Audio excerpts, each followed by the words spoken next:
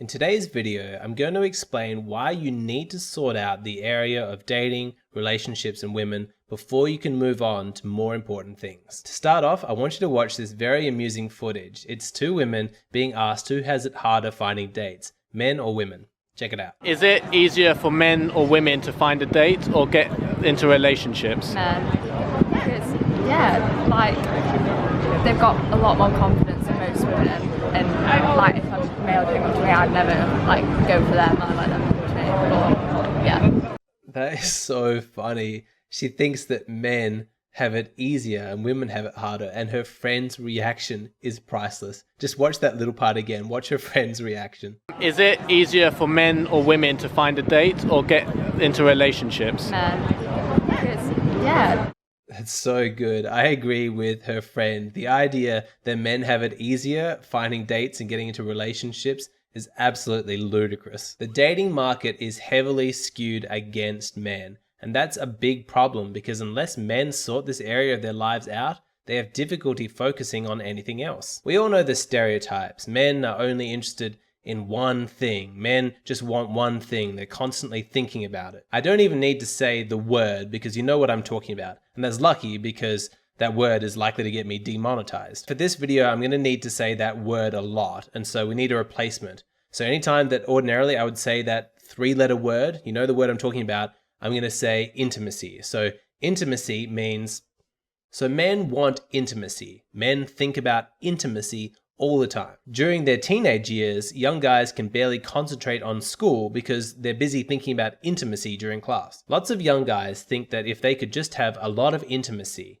with lots of different girls, intimacy all day long, that's all they need to be happy. Now, occasionally you'll find a guy who actually cracks the code. Something just unlocks for him. Maybe he just becomes a master in seducing women. Maybe he becomes really famous, like a celebrity, and he suddenly has access to all of the intimacy that he's ever wanted. His 13-year-old self would be proud. But something strange happens to guys who find themselves in that position. Because when they finally unlock the intimacy that they've always dreamed about attaining, they actually find it doesn't matter to them anymore. It sort of loses importance and even relevance. Beforehand, it seemed like whether or not he had access to intimacy was a matter of life and death. If he didn't have intimacy at some point this month, he was just going to explode. But now that he has it, he barely even thinks about it anymore. He realizes a core truth as it relates to intimacy, that intimacy is no big deal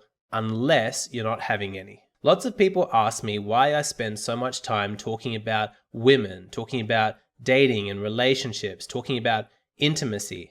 Aren't there more important things to talk about? Art, philosophy, ethics, politics, history, whatever it is? My answer is that of course there are more important things to talk about. But my concern is that unless you sort out this area first, your mind isn't going to be able to move on to the more important stuff. Unless you, as a man, get your intimacy needs met first, you're not going to have the mental space to dedicate towards other more important endeavors. You're going to get stuck. And that's why I have this channel. That's why I provide this education and all this information, because I want you to get unstuck. I want you to get your intimacy needs met so that you can realize that it's no big deal, that intimacy isn't as important as it seemed when you're a teenage kid. What you're looking at are carvings on the outside of an ancient temple in India.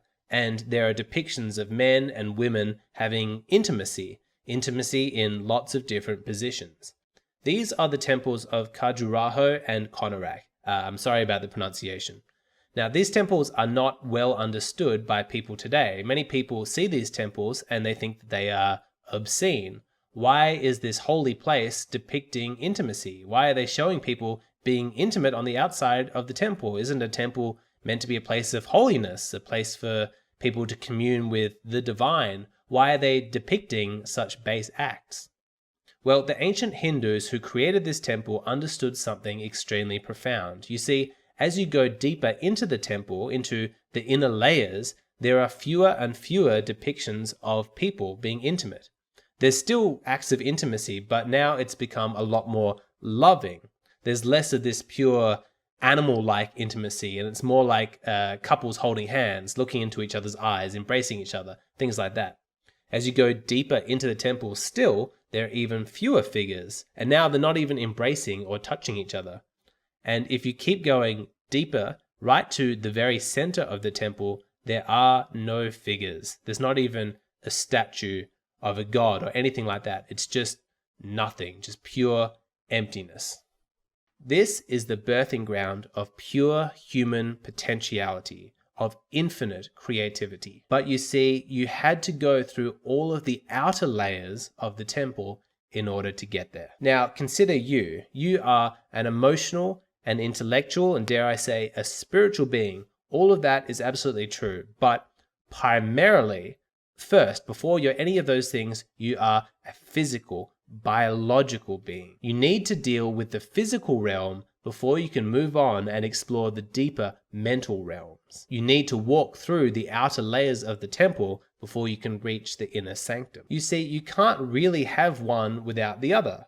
Without the outer walls of the temple, there is no inner space. Without your biological form, with all of its instincts for food, water, and shelter, there'd be no body, there'd be nothing to house your brain, which is that part of your being that explores the deeper mental and emotional and spiritual realms. This all has to do with our hierarchy of needs, which I'm going to explain in the next part of the video. But before we get to that, I want to talk to you about my 18+ adults only content. How if you desire for a woman to initiate sex, that doesn't automatically mean that you're being submissive. I talk about men's need for validation and to feel sexually desirable, as well as how to handle it if a woman tries to shame you for being overly feminine or submissive just because you want her to initiate sex every once in a while. I also give tips to men who are always the dominant ones in sex or always the ones initiating on how to switch it up to keep things interesting. I love talking about sex, but this is the kind of topic that I can't cover on YouTube because certain subjects, even using certain words, are guaranteed to get me demonetized. So I just put all of my explicit content on Patreon. It's just $5 a month, you get access to everything.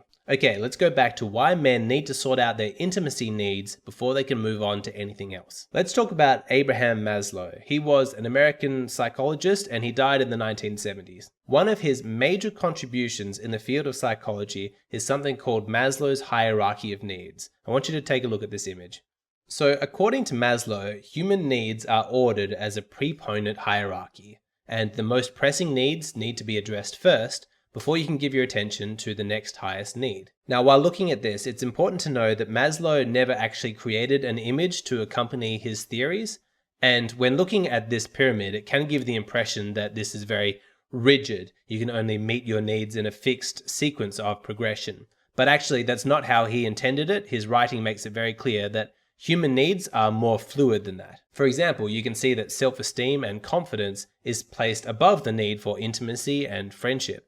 But we know for men that something like intimacy is not even available to you unless you already have self-esteem and confidence. So my point in bringing up Maslow's hierarchy of needs isn't to present this as though it's gospel and it's the only valid model for understanding reality, but simply to reinforce this idea that before you can move on to the higher endeavors of human potential, your intimacy needs must be met first. Nobody's going to try to accomplish something intellectual like writing a novel unless they already have their physical needs, like the need for food and shelter, met first. In the same way, men have a lot of difficulty really unleashing the full power of their potential and focusing on the highest expression of their own self-actualization if they get stuck at the level of biology, if they don't get their intimacy needs met first. You see these guys wasting their life and you think, you have so much to offer, you have all of these amazing gifts. Why aren't you achieving more? Why aren't you realizing your potential? But they're not thinking about the higher endeavors. They're not thinking about self-actualization. They're still thinking about how to get their intimacy needs met first. So I hope that makes it clear why I talk so much about women, why I talk about dating and relationships, why I talk about intimacy. It's not because that's all there is to life, not at all. In fact, it's quite the opposite. The end goal of all of this isn't for men to just focus on intimacy all of the time, to just be dating women as if that's all there is to life. That is a huge waste of their potential. The point of this is to get that area of life sorted so they can move on to other things. So don't feel bad if you spend more time thinking about your intimacy needs than realizing your highest potential and self-actualization. That is normal. This is the progression of needs. You are primarily a physical, biological being, and intimacy is one of the most important needs that you have. But don't get stuck at the level of thinking about it. Get your intimacy needs met. You don't want to get stuck there. Life is too brilliant. It's too dynamic. You have too much potential for you to waste your life thinking about intimacy. You don't want to be an old guy who still has intimacy at the forefront of their brain. Get that life sorted so that you can put it behind you. Great. Already sorted that one out. Figured it out. I'm good there. Let's move on to something else. Remember, intimacy is no big deal unless you're not having any. If you want to hear more from me, you want to hear my more explicit content, like what to do if your partner accuses you of being feminine and submissive just because you want her to initiate sex, make sure to check out my Patreon. Just $5 a month, you get access to everything.